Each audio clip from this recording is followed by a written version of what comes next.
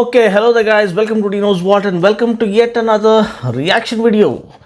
Guess what? Harley Davidson India partnered with Hero have just launched a missile at the retro roadster motorcycle segment here in India. They've just announced the prices of the X440, one of the most awaited, lot of hype surrounding its launch.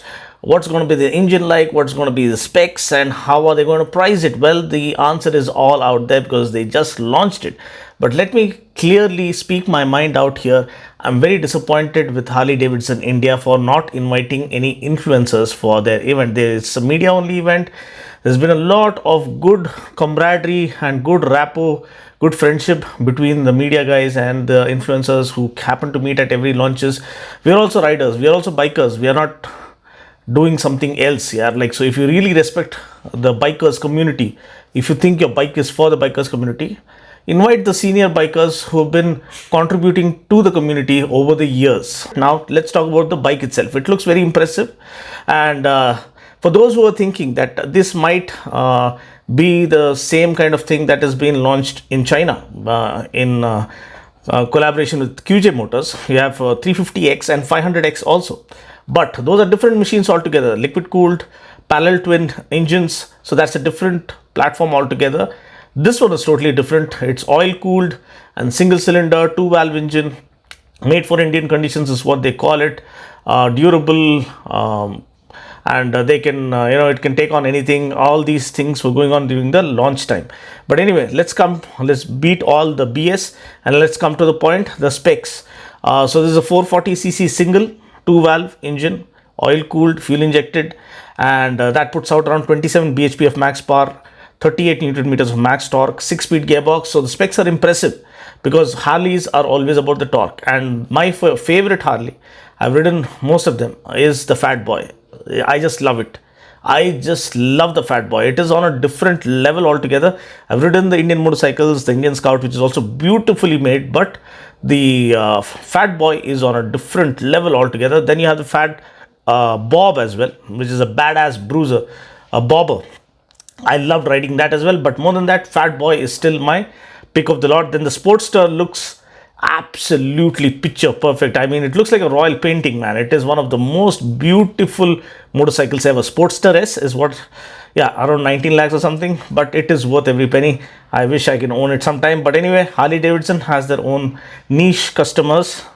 But anyway, now coming back to how it positions the Harley Davidson X440. Now, they're really surprised, most of them, who are thinking it's going to be priced really premium, and this comes just one day prior to the Triumph launch. So imagine setting the cat among the pigeons. How are Bajaj Triumph going to price their motorcycle to compete with the 440? Again, the number games is what Bajaj is usually known for. Can they outprice a 350cc motorcycle with offering a 400cc bike for the same price? We don't know. But these guys certainly have surprised us all. They're launching a 440cc bike. People don't understand the power and the torque figures. They say, 440cc hai, 350 ke price mein. So they think that way. So this is kind of number games that usually Bajaj is known for. But anyway, these guys have surprised us all. Hero, I think, has played a major part in that. And how are they going to sell it? Are they going to establish new dealerships like what Triumph is going to do? New showrooms are going to come up.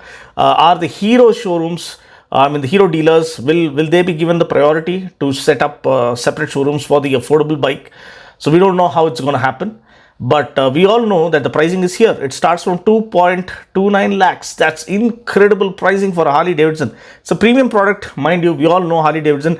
By last time I checked out the IN883 for two sets, or for a set of foot pegs, I had, like, they told me it costs around 20,000 or 30,000. For a pillion seat, again, you got to pay 20,000, 30,000. That's freaking expensive. That is what Harley Davidson live by. That is what Harley Davidson goes by. It's a super rich, super premium brand where everything is expensive, everything is out of the reach of the normal common man, so to say. But now the common man is far more choosy and far more mature than before, and he knows, or she knows, what she wants, and they don't want to compromise. They are ready to shell out the cash if only the product can impress them. So things have turned around now. It's not only the rich man's game now. The common man is actually ruling the game these days. They are the guys who will churn out the numbers. No wonder premium brands like BMW and Harley Davidson and Triumph are coming down to our level. We are not going to their level, but they're coming down to our level to woo the common man. So you can imagine the power of the common man. So anyway, cheers to that. And yeah, so let's have a look at the pricing. So I can go through their presentation. I've just watched it live. What I really liked is the overall package. You have to give it to them. They've surprised us with the pricing. The overall package looks neat. It's a roadster. It is not a low slung cruiser. So roadsters are more popular these days. People want to ride it daily, as what they mentioned. They want to ride it to their office. They want to ride it back home. They want to ride it on the weekends. They want to explore on that and tour on that. So we all know the accessories that they can come up with. I just hope they are not priced out of the galaxy. I just hope they are priced accessibly. And also the speedo console is another impressive thing. First is the 6-speed gearbox, then the engine, the power and torque figures, 27 bhp, 38 newton meters. Then tank capacity, maybe I gave it a miss. I don't sure. If you know, just please comment it below. But I like the 6-speed gearbox, and also the USD forks, 43mm USD forks, if I can recall correctly, is what was mentioned. And that is again very good ride quality. I'm expecting. I just hope they don't disappoint. I just hope they don't make it too stiff. I just hope it is a blend of stiff and usable kind of damping settings, just like what we found in the Extreme 160, where we had KYB USD forks, but it was not too stiff to break your wrists. It was usable. I just hope they offer that kind of damping. Again, twin shock absorbers at the back with a gas reservoir. So gas charged shock absorbers. So I think the ride quality is going to matter a lot. And then the speedo console. It's again a game changer. You have navigation, and you have call, SMS, email alerts. You have the connected bike features. You have the color TFT screen, which is very, very cleanly visible. It kind of reminds me of the Trident a little bit, but this one is far more, legible, more clean and more clear. And the seating again is kind of okayish. So this is my overall this thing. Now looking at the competition. Now when you look at the competition, like the Highness is the start. Again, they have 3 variants as well. So our this thing, Harley Davidson X440 has 3 variants. One 2.29 lakhs, that is the single tone variant. Then you have the dual tone variant, which is 2.49 lakhs, and then you have the 2.69 lakhs top of the line variant. So first you have the spoke wheels variant. So that I believe is with tube tires. Single tone, yellow color, looks good. It's called Denim. And then you have the Vivid, which comes with dual tone, has the red and black color, which is looking pretty attractive, and it has alloy wheels and tubeless tires. And then you have the S variant, which comes with 3D emblem. You have diamond cut alloys, then meticulously crafted engine fins, and the speedo console. I think the connected tech and everything is saved for the top end variant, not for the lower end variants. That is something that you can understand from the pricing standpoint. 2.29 lakhs for the single tone spoke wheels variant with tube tires, 2.49 lakhs for the dual tone alloy wheels variant, tubeless tires, 2.69 lakhs with that 3D tank emblem, and you have the color TFT console. And then of course, talking about the brakes, you have massive 320mm disc. Again, there they haven't compromised. Last time they did a big mistake. Street 750 had a lot of teething issues here in the Indian market.